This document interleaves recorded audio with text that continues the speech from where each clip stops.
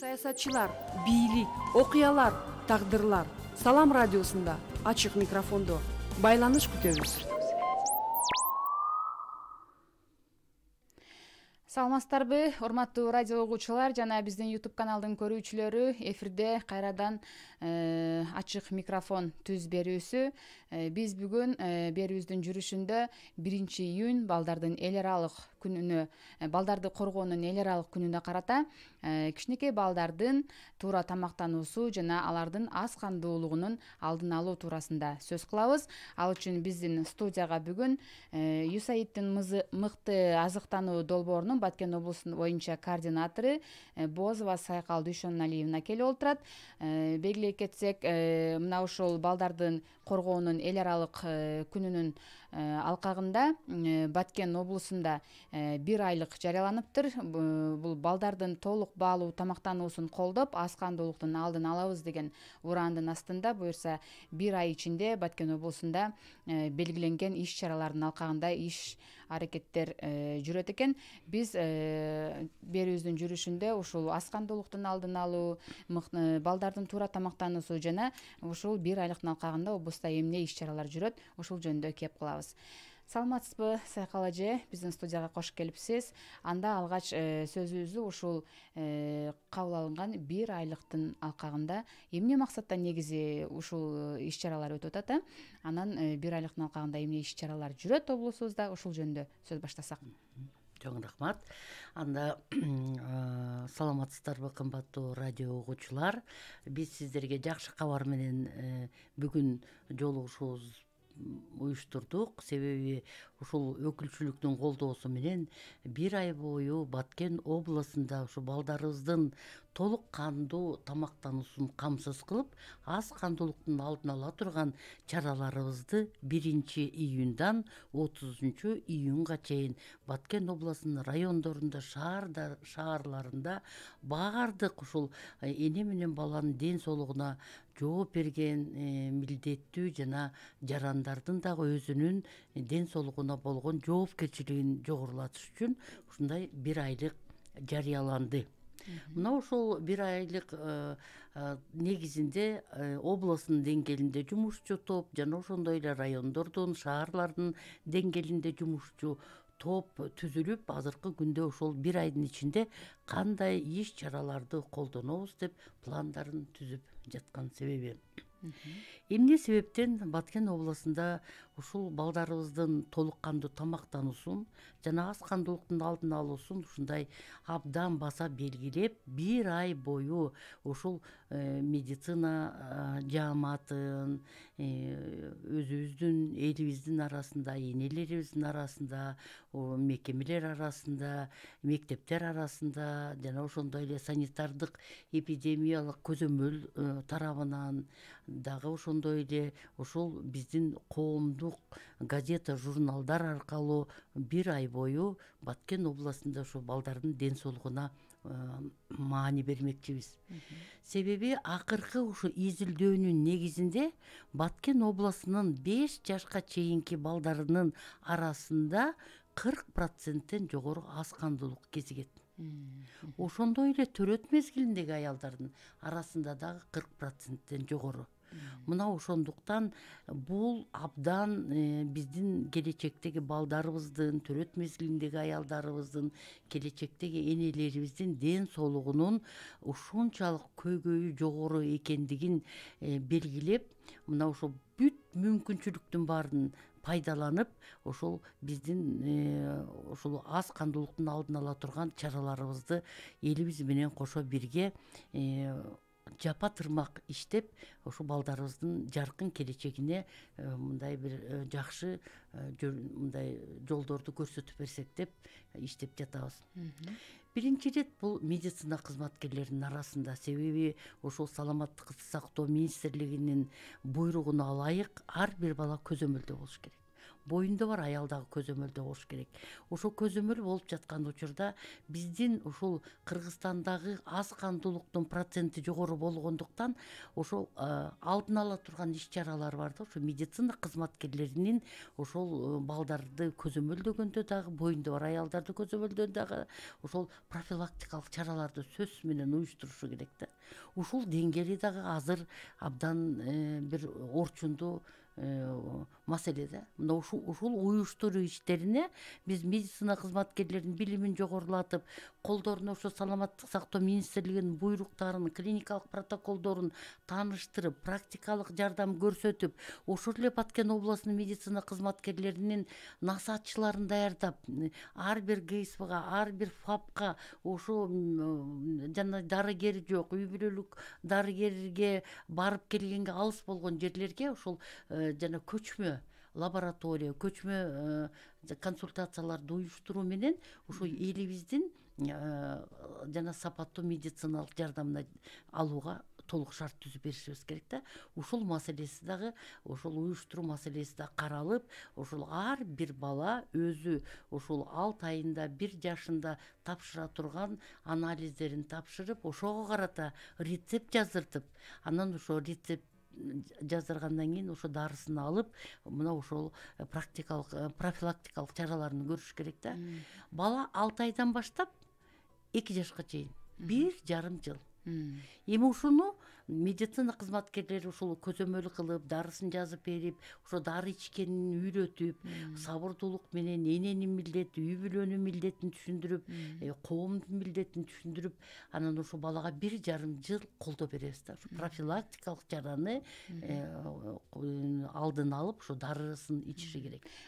Сөзүңүздү бөлүп койдум, кечиресиз. Мына ушул дарыгерлер аны такай көзөмөлгө алат деп атпайсызбы? Анан ошол аз кандуулук менен жабыркаган кичинекей балдар жана аялдар мисалы мамлекет тарабынан кандай колдоолор бар, же ушул мындай жеңилдетилген шартта дары дармектерди алышса болобу? Туура айтасыз. Бул дагы абдан мындай көп суроо тараткан көйгөйлүү маселелердин бири.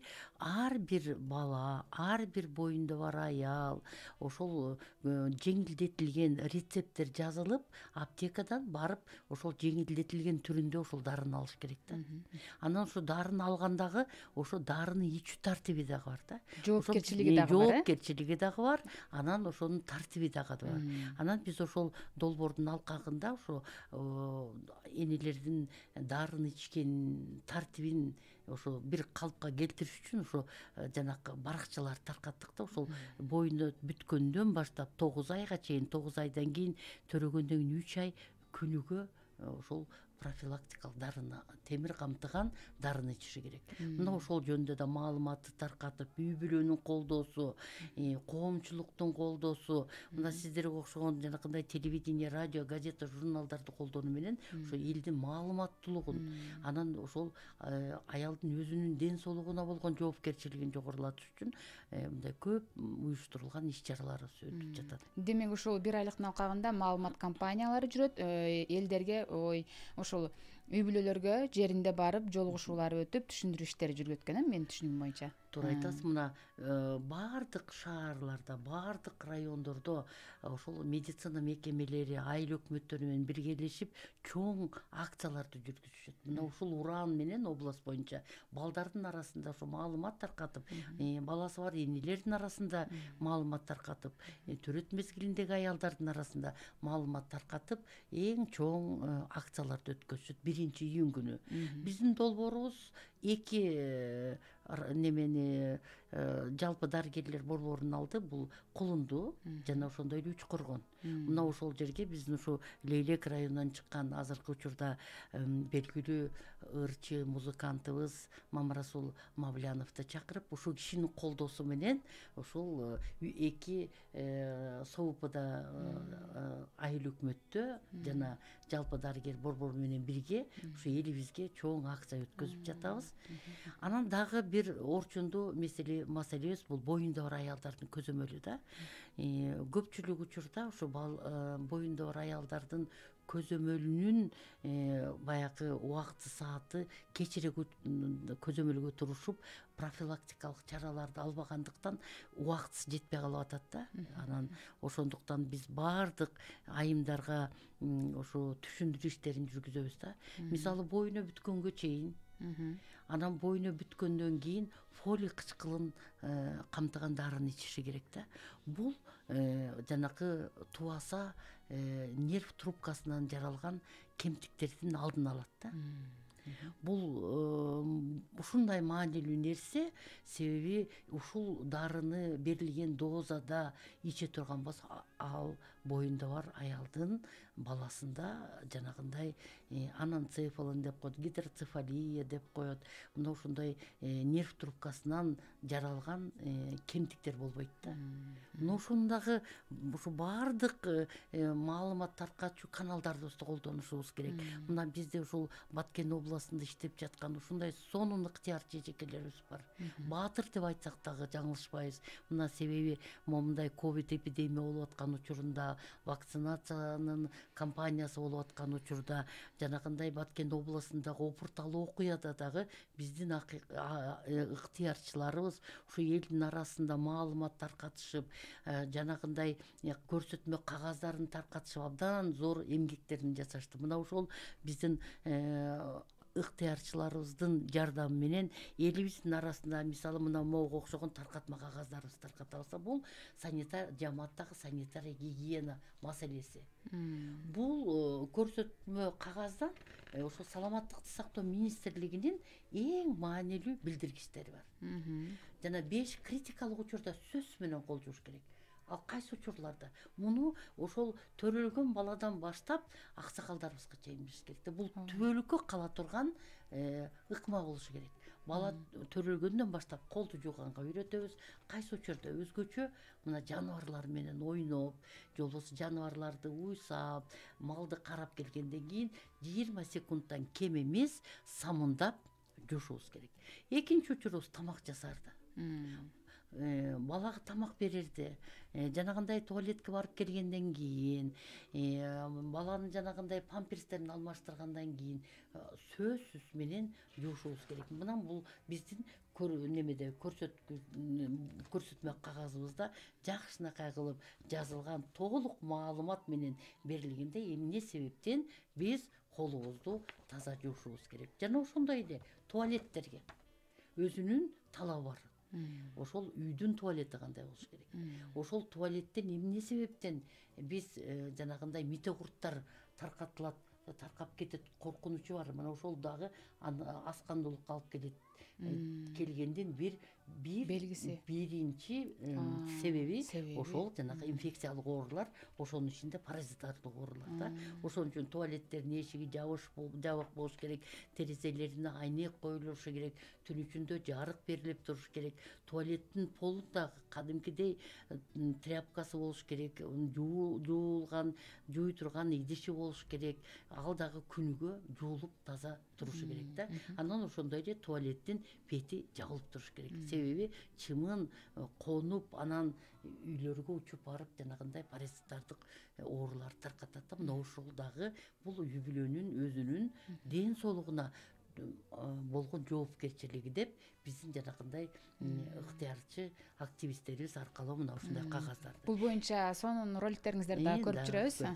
Рахмат эже. Анан жогоруда дагы айттыңыз, негизи дарыгерлер ар дайым эле айтышат, мындай балдар, аялдар ушу кайсы бир убакытта медициналык кароодон өтүп туруш керек деп. Эми чындыгын айтканда баары эле бул кадамга бара бербейт. Анан бирок ошол көпчүлүк ооруларга бул аскандуулук негиз болот деп атпайсызбы? Ушул аскандуулуктун белгисин балдарынан ата-эне кантип байкаса болот? Анан кийин аскандуулуктун алдын алыш үчүн ошо туура тамактануу маанилүү деп атасыз. Туура тамактануу жөнүндө дагы айтып берсеңиз. Ата-эне биринчиден өзү маалыматы бар болсо, бала көзөмөлгө канча жолу барыш керек. Көзөмөлгө алып барбай калса, өзүнүн жоопкерчилигин сезет да. Ушу баламды ушул учурда алып барышым керек эле. Мисалы 6 айдан кийин алып барып, таразага түшүрүп, боюнун узундугун өлчөтүп, анан канынын гемоглобини канча экенин аныкташ керек да. Аны аныктабагандан кийин өзү деле мындай неметип калат да, сезип калат. Бул биринчиси, себеби көзөмөл туура эмес болуп калды. Экинчиден ошо бала шалдырап, алы жок болуп, көп ойногусу келбей, көбүрөөк жатып, анан баягы окуган бала тамга таануусу начар болуп, билим таануусу начар болуп, балдар менен ойноп атса, балдар чуркап ойносо ал чарчап калып отуруп, жанакы футбол ойноп аткан балдардын отурган балдар бар го, ошолордун көпчүлүгү ушу аз камдуулук бар да, ошон үчүн жанагы балдардай чуркап ойной албайт. Ал чуркап ойноп жана топту бере албагандыктан балдардан зомбулук көрүп калат, ошондуктан уялат, кемсинет, ошондой тартынып калат да. Анан баланын аз кандуулугунун эң жаман жери бул 10 жылдап дарыланат да. Көп жылдап дарыланат. Эгер ошо дарысын дагы, тамактануусун дагы өз учурунда берсең дагы, муну көп жылдап дарылайсың да. Мунун кесепети 1 айда же 2 айда бүтпөйт да. Муну ушуну биздин ата-энелерибиз билиш керек да. Демек алдын алуу өтө маанилүү экен. Алдын алуу бул абдан маанилүү. Бул биздин балдарыбыздын илимине, билимине, дүйнө таануусуна, кийинки кесипти тандоосуна, мекенине жаратман болушуна, мындай бир чоң бир ийгиликтерине жеткенге болгон мындай умтулуусуна бөгөт кылабыз да. Эже, сиз жогоруда да айттыңыз, мисалы үчүн жетиштүү тамактануу балдардын ошо өсүп өнүгүүсүндө, аз кандуулук менен оорубашында алдын алууда ошол жетиштүү тамактануунун орду бар. Жетиштүү тамактануу үчүн үй бүлөлөр мисалы үчүн тапкан кирешесин, жана үй бүлөлүк бюджетин кантип бөлүштүрүш керек? Мисалы үчүн ошол ата эненин 1 айлык тапкан каражаты, кыргызда той аш деген бар, башка деген бар, дагы башка чыгымдар бар. Канчасын мындай тамактанууга балдарынын өсүп өнүгүүсүнө жумшаш керек? Адис катары ушул жөнүндө да кеңеш берип кетсеңиз. Чоң рахмат. Алдын эне сүтүн эмизүү боюнча айтып берейин. Себеби 6 айга чейин жалаң эне сүтүн эмиши керек да. Бул аксиома. Бирок Баткен областында 46 гана процент балдарыбыз 6 айга чейин жалаң эне сүтү менен камсыз болот. Калганы баланын организми 6 айга чейин эне сүтүн гана кабыл алганга даяр да. Ашказан сиңирүү органдары 6 айга чейин ошо эне сүтүнө гана даярдалган. Биринчи биздин кайсы жактан балдарыбызга сок курабыз? Биринчи ошол жана жалаң эне сүтүн толук камсыз кылбагандыктан. Экинчи маселебиз 6 айдан баштап кошумча тамак беришибиз керек. Себеби эне сүтүнүн кубаттуулугу өсүп жаткан балага 6 айдан кийин жетпейт. Мына ошондуктан жана кошумча тамак. Кошумча тамак кандай болушу керек? Кошумча тамактын өзүнүн дагы тартиби бар. Анын өлчөмү бар. Ай сайын баланын өлчөмү чоңойот. Ашказан чоңойот. Энергияга сарптуулугу да чоңойот. Баланын ошол 6 айдан берген тамактын кубаттуулугу болуш керек. Кубаттуулукту эмнеден алабыз? Көп түрлүүлүгүнөн. Ошол тамак ашында темир камтыган, витамин А, витамин С, анан цинк камтыган тамак аш азыктар болуш керек. 6 айдан баштап. Мына ошондо гана биз балдарыбызды толук кандуу тамактандыра алабыз дейбиз да. Ошон үчүн элдин арасында темир камтыган азыктар деген эмне? Биздин элибизде ойлошот, бир эле эт бар депчи. Эт эмес, эттен башка дагы азыктарыбыз бар. Мисалы, буурчактуулардын арасында дагы бар. Ошондой эле жана кургатылган биздин өрүктөрүбүздө дагы бар. Бирок эт азыктарында сиңимдүүлүгү жогорулуу болот. Бирок сиңимдүүлүгү жогорулуу кылыш үчүн тамак жегенден кийин, эт жегенден кийин биз чай ичпешибиз керек. Эгерде 2 саатка чейин чай ичсек, темир сиңбей тузга айланат дагы, ал жараксыз болот. Ошон үчүн бул маанилүү билдиргич баардык жерде айтышыбыз керек. Тамак ичтикпи, чай ичпейбиз.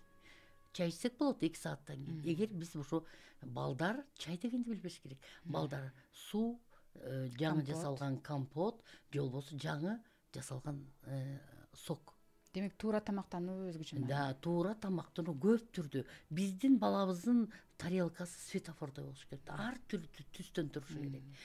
Сиз карап көрсөңүз, азыркыга чейин буламык апа кайда, же болбосо ак күрүчтөн неме жанагындай ботколор жасайбыз. Мына ошонусу туура эмес да. Мына ушуну дагы биздин энелерибиз, биздин аталарыбыз туура түшүнүп, тамактануусуна кам көрүш керек да.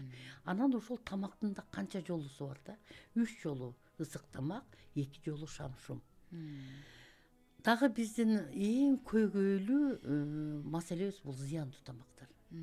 Бул жанагындай таттуу тамактар, чупа-чупс. Азыр көрсөңүз, ар бир баланын оозунда чупа-чупс көрөбүз. Кириешка, чипсы. Бая балалуу үйгө баратканда биз кур барбайбыз да. Сөз менен конфет алып барабыз, печенье алып барабыз, же болбосо жанагындай тетрапакеттеги сокторду алып беребиз. Бул баланын ден соолугуна биздин зыяндуулугубуз да. Андай алып барбашыбыз керек. Бала өзү 1 жашка чейин шекер менен тузду билбеш керек. Шекер менен тузду жанагындай көп компоненттүү кылып, көп түрлүү кошуп, мисалы ширин күрүч жасап жатсак, баланын ошол ширин күрүчтүн кубаттуулугун көбөйтүш үчүн ал жерге ашкабак кошуп койсок, бул витамин А болот. Же болбосо сабизди кошуп койсок болот. Же болбосо жана мейизди майдалап турап берип койсок болот. Жаңгакты кошуп койсок болот. Жанагы боткобуздун кубаттуулугун чоңойтот да. Мына ушундай тартиптери бар да. Муну медицина кызматкери да билиш керек, муну ата-эне да билиш керек, муну жаамат да колдоп кубатташ керек. Бул көп түрлүү тамактануунун дагы бир көйгөйү. Мына ошондуктан мына могу окшогон кыргыз тилинде жакшынакай сүрөттөрү менен энеге эне сүтүнүн маанилүүлүгү, балага маанилүүлүгү, жасалма сүттүн зыяндуулугу, эмне себептен 2 жылга чейин биз 2 жашка чейин сөз менен эне сүтү менен камсыз кылышыбыз керек. Кошумча тамакты берердин алдында эне сүтүн берип тургандан кийин кошумчаны беребиз же биринчи кошумчаны берип анан эне сүтүн беребиз деп үйрөтөбүз да. Биринчи кошумча тамакты берип курсак ачканда, андан кийин эне сүтүн бериш керек. Эгер эне сүтүнө ашказанды толтуруп койсок, бала курсак ачпайт да, тамагын жебей коет да. Ушуну сабырдуулук менен, ушу балабызды какатпай, ошол жанакындай чакатпай, себеби какап чакагандын да зыян жагы бар да. Өпкөсүнө өтүп кетсе жанагындай неме медициналык жардамга, тез жардамга муктаж болуп калат бала. Ошон үчүн тамак берип жаткан учурда атасы болобу, апасы болобу, баланын өзүнүн идиш аягын алып берип, ошону таза жууп, алдына салып, көрсөтүп, үйрөтүп, сабырдуулук менен баланын дүйнө таануусуна дагы жардам бериш керек. Себеби бала тамактанып жаткан учурда дүйнө тааныйт. Колуна кармайт, ачууну билет, таттууну билет, жакшыны билет, жаманды билет. Мына ушу тамактануу процесси бул процесс катарында баалап, үй бүлө мүчөлөрү ошо энесине тамак берип жаткан учурунда убакыт беришибиз керек да. Эмчек эмизип жаткан учурда дагы энелерибизге ошол бешик ырларын ырдап, жакшы сөздөрдү айтып, жакшылыкка үндөп, ошо баланын ошо дүйнө таануусуна шарт түзүп берип, ошо баланын чыгарган үнүнө ынанып, кошо кайталап, баланын ушул туура багытта кетип атканыма туура чоңоюп атам деген мындай бир өзүнө болгон ишенимин жогорулатышыбыз керек да. Ошо бала 2 айдан баштап үн чыгарып калат го. Ал үн чыгарып, ошондо дагы туура кылып атамбы, туура эмес кылып атамбы деп үн чыгарат да. Ошол агуу деген кошо агуу деп кайталаса, мен туура айтып аткан турбайбы деп ишенимдүү болуп, анан экинчи сөзүн, үчүнчү, төртүнчү добушун чыгарып анан өнүгөт да. Жана эмизип жаткан учурда эң эненин анан баланын ортосундагы баар алышында эмчегин кармап, чымчып, күлүп, көзүнө карап, жылмайып, ошол баар алып менен бирге аң сезимин өстүрөт да. Анан тилекке каршы азыркы учурда биздин эжекелери, апаларыбыз жана энелерибиз телефон аркылуу сүйлөшүп, баласына көп убакыт бөлбөй атат да. Муну ушундагы ошол жөнүндө да биз аябай чоң маанилүү иштерибизди биздин кыргыз элинин улуттук салт сактуу бешик ырлары менен ырдап балдарыбызга жакшылыкка үндөшүбүз керек. Бул дагы баланын аң сезимин өнүгүшүнө абдан жакшы таасирин берет. Биринчи музыка жактан жанагындай кулагына жакшы болгон ыргак менен, анан жакшы сөздөр менен негизи бешик ырларында бул баласына болгон каалоо тилектери да. Рахмат эже, сонун кеңештер болду. Менимче өзгөчө жаш энелерге жакшы кеңештер болду. Жанагы үй бүлөлүк бюджетти туура бөлүштүрүү боюнча айтсаңыз, анан убактыбыз дагы соңуна чыгып баратат. Ооба, биз эми ошо дагы бир көйгөйүбүз бул бюджетти бөлүштүргөндө экономия кылыш үчүн айтабыз, тамак азыбызды кыскарталы. Бул айда биз акчабыз көп сарп болуп калды, тамак аштан кыскарталы деп. Бул туура эмес да. Ошол тамак аштын дагы туура тамак ашына көбүрөөк басым берип, себеби ден соолуктун булагы бул туура тамактануу. Көп түрлүү тамактануу, ден соолугуна жардам бере турган тамактануу бул маанилүү экенин туура түшүнүшүбүз керек. Ошол акчаны табыш үчүн дагы ден соолугу болсо табат да. Ошондуктан биринчи ошол бюджетти эсептеп, канча баласы бар, канча жолу тамак ичишет, кайсы тамак аштарда жанагындай темир камтыган, витамин А камтыган, витамин С камтыган, цинк камтыган. Ошону менен бирге эле 12 ай бою деп атпайбызбы? Кышында кайсы тамакты жейбиз? Ошону кантип сактайбыз? Сактоо түрү Баткен областында консервация абдан жогору да. Ошол консервацияга биз жок деп айтышыбыз керек. Себеби консервациянын зыяны бул ботулизм оорусу. Ботулизмден мына жыл сайын даже балдарыбыз өтөт. Ошондуктан консервация үй шартында жогорку технология болбогондуктан ботулизм өнүгүшү мүмкүн. Ошон үчүн биз жок деп айтабыз. Эки гана түрү сактоонун эки гана түрүн элдин арасында үйрөтүшүбүз керек. Бул тоңдуруу жана кургатуу. Жана ошондой эле жана картөшкө, сабиз, пияз дегендерди кургатуу менен кышында дагы өнүп өсүп кетпей, көгөрүп, чирип, жанагындай грибоктор болуп калбаш үчүн ошону да туура сактаганды үйрөтүшүбүз керек дагы. Ошону менен биз ар бир үй бүлөнүн 12 ай бою толук кандуу темир камтыган, цинк камтыган, витамин А, витамин С камтыган азыктарды колдонууга үгүттөө иштерин жүргүзүшүбүз керек. Рахмат эжеке, маегиңиз үчүн, кеп кеңештериңиз үчүн сизге терең ыраазычылык билдиребиз. Убакыт бөлүп биздин студияга келип, ушундай сонун кызыктуу маек куруп бердиңиз. Урматтуу радио угуучулар жана биздин YouTube каналдын көрүүчүлөрү, бизге бөлүнгөн убакыт соңуна келип жетти. Биз берүүбүздүн жүрүшүндө 1-июнь балдарды коргоонун эл аралык күнүнүн алкагында ушул чоң даталуу күндү утурлап, кичинекей балдардын туура тамактануусу, жетиштүү тамактануусу жана алардагы ушул ас кандуулук оорусунун алдын алуу боюнча USAID-тин мыкты азыктануу долбоорунун Баткен облусу боюнча координатору Бозова Сайкал Дүйшөналиевна менен кызыктуу маек курдук. Менимче сиздер жогоруда биздин коногубуздан пайдалуу жана кызыктуу кеңештерди ала алдыңыздар деп ойлойбуз. Кайрадан эфир аркылуу жолугушканча саламатта болуңуздар. Саламатта калыңыздар.